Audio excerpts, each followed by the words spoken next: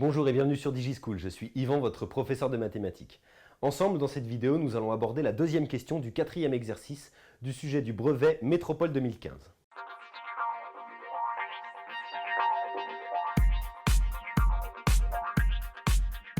Les questions de cet exercice sont toutes indépendantes puisqu'elles traitent toutes de chapitres complètement différents. La première question que nous avons corrigée dans la vidéo précédente, que je vous invite à visionner si ce n'est pas déjà fait, concernait les fonctions. La deuxième question concerne les probabilités. On vous dit, Arthur a le choix pour s'habiller aujourd'hui entre 3 chemisettes, une verte, une bleue et une rouge, et 2 shorts, un vert et un bleu. Il décide de s'habiller en choisissant au hasard une chemisette puis un short.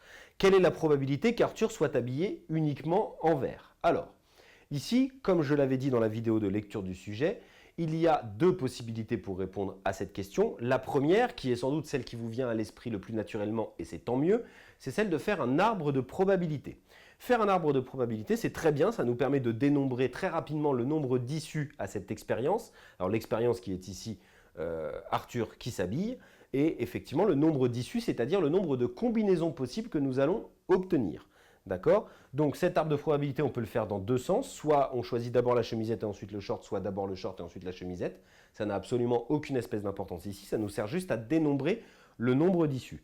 À partir de ça, on regardera combien d'issues correspondent à Arthur est habillé uniquement en vert et on fera un rapport de ce nombre d'issues-là sur le nombre d'issues total.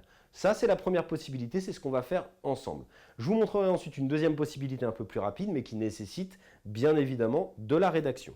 Donc, on va commencer par dire ici, on dresse un arbre de probabilité.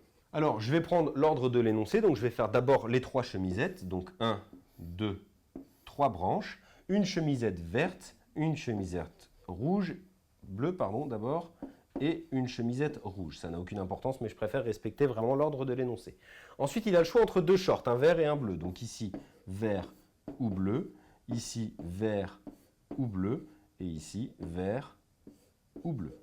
On compte le nombre d'issues. Ça nous fait 1, 2, 3, 4, 5, 6 issues possibles. D'accord? Donc, Arthur, déjà on va l'écrire, peut s'habiller de 6 manières différentes, de 6 façons différentes. Alors ces façons, eh bien c'est soit une chemisette verte, un short vert, donc effectivement ce qu'on veut, ce dont on veut calculer la probabilité, une chemisette verte, un short bleu, une chemisette bleue, un short vert, une chemisette bleue, un short bleu, une chemisette rouge, un short vert, une chemisette rouge, un short bleu. Donc ça nous fait bien 6 combinaisons possibles. Maintenant, il y en a combien qui correspondent à Arthur est habillé uniquement en vert? Une seule, c'est chemisette verte et short vert. Donc ça fait une chance sur 6. Donc effectivement, la probabilité qu'Arthur soit habillé uniquement en vert est 1/6. Et voilà. Voilà donc pour la résolution, une résolution possible de cet exercice.